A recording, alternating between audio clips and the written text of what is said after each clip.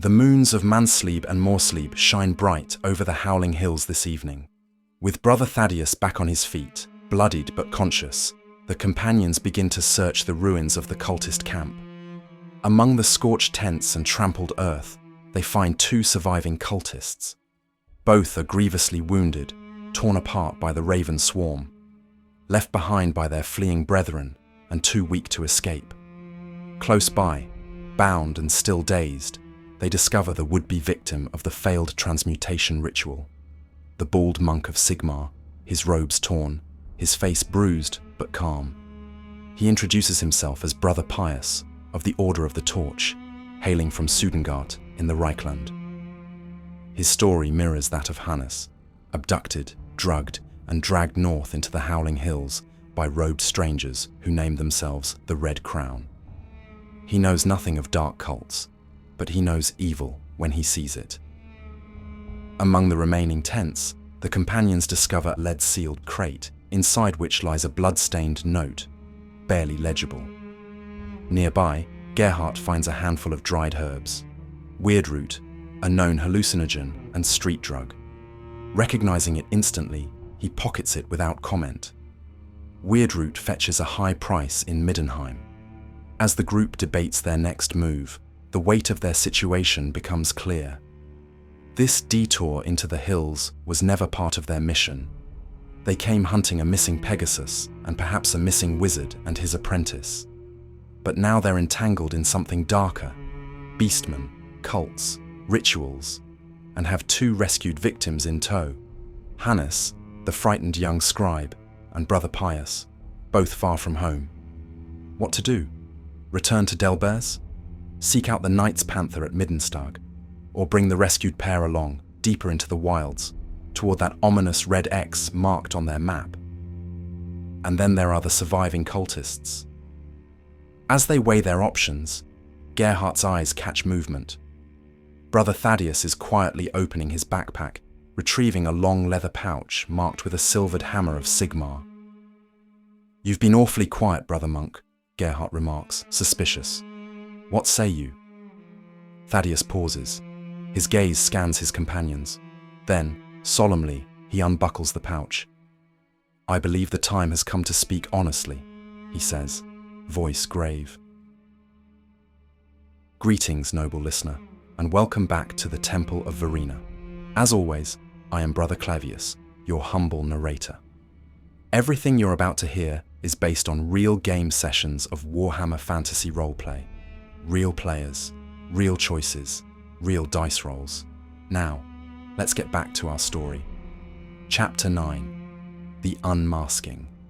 The group stills, their attention fixed on their Sigmarite companion. I am not Brother Thaddeus, not an itinerant monk.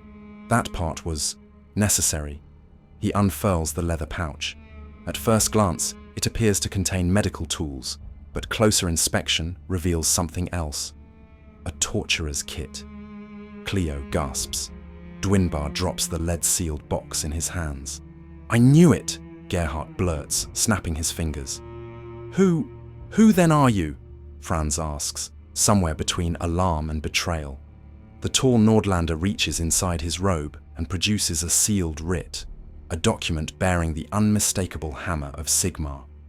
"My name is Brother Heinrich, of the Holy Order of the Templars of Sigmar," he says. "I am what you might call a witch hunter." A cold silence falls. That word, witch hunter, carries weight. For most in the Empire, it's as terrifying as the very witches and warlocks they hunt. The group has seen it firsthand. In Delbers, they watch the fire take an accused girl. Witch hunters are law and fury, judge, jury, executioner, opposing darkness wherever it hides, sorcery, mutations, heresy, or simple hedgecraft. Cleo freezes. Did Thaddeus, now Heinrich, see him use magic during the battle? Did he witness the ritual with the Amber Shaman? Their conversation? Cleo's heart pounds. He's almost certain the monk was unconscious, but not completely. His eyes flick to Franz, searching for support. "A witch hunter?" Franz stammers. "Then why the disguise? The lies. We trusted you." "You placed your trust in a servant of Sigmar," Heinrich replies. And that is exactly what I am. He continues.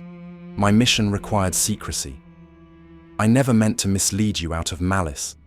Heinrich explains. He was sent by his chapter master in Salzenmund on a covert mission, not one aimed at citizens, but one that demanded he move unseen.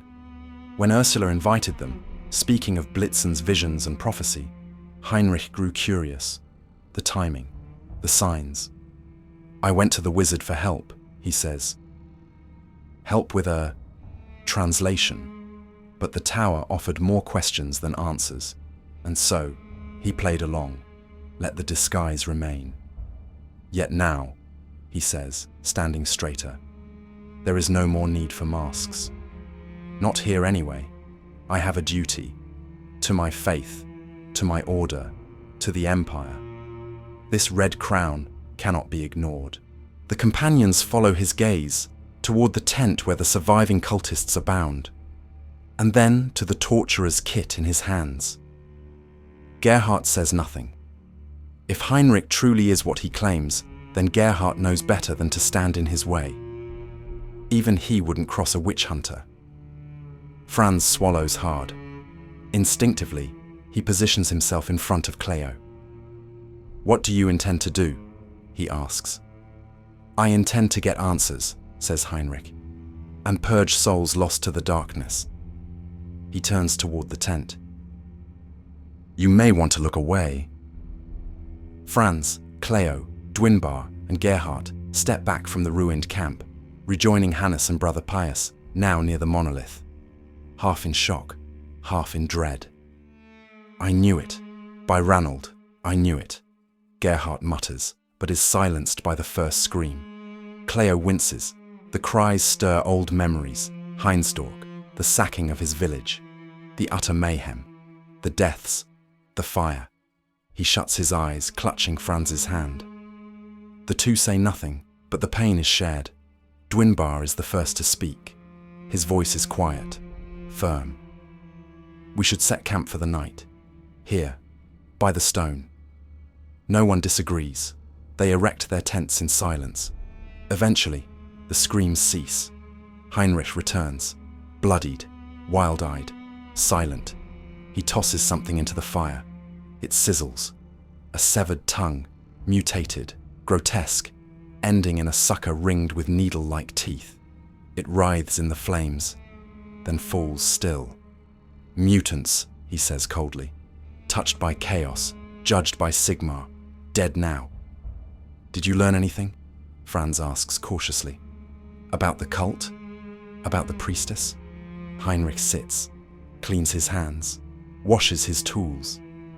Their names were Gutzmann and Nertz, a farmhand and a scribe from the south, Reichlanders, recent recruits into the cult, mostly ignorant, but they did give me a name, the cult Magus, the fat one, Ludwig Fuchs, an Altdorf man, banker or merchant maybe, someone with resources. He scrubs a dried line of blood from his sleeve. They said Fuchs brought the woman, Helena, apparently quite powerful in the dark arts, ambitious, their relationship unclear.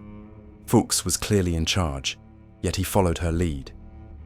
She apparently unnerved him, Heinrich adds, but he needed her. She was key to the ritual. And the blessings they were promised? Gerhardt asks. The monk-turned witch hunter swallows a drink of water. They called it the Great Changer's Gift. Heinrich sheaths his sword. They ended up receiving Sigmar's absolution instead. The companions sit in silence, trying to take it all in. The ritual, the cultists, the battle. And perhaps most shockingly, the revelation of their companion's true identity and what that means to them going forward. Nervous glances are exchanged. We burn the bodies next, Heinrich says. All of them. Cultists, beastmen, all. Chaos corrupts even in death. We will not let it spread, and so they do. As night falls over the howling hills, a pyre is built by the creek. Flames rise. The corrupted are turned to ash. The companions eat. Cleo stares into the fire, unsure if he's further from home or closer to something far more dangerous. And that, my dear listener, is where we're going to end it. Thank you for listening. please leave a like and a comment, as it really helps us out. How would you have reacted to such a revelation in your gaming group? Let us know below. Until next time, may truth prevail.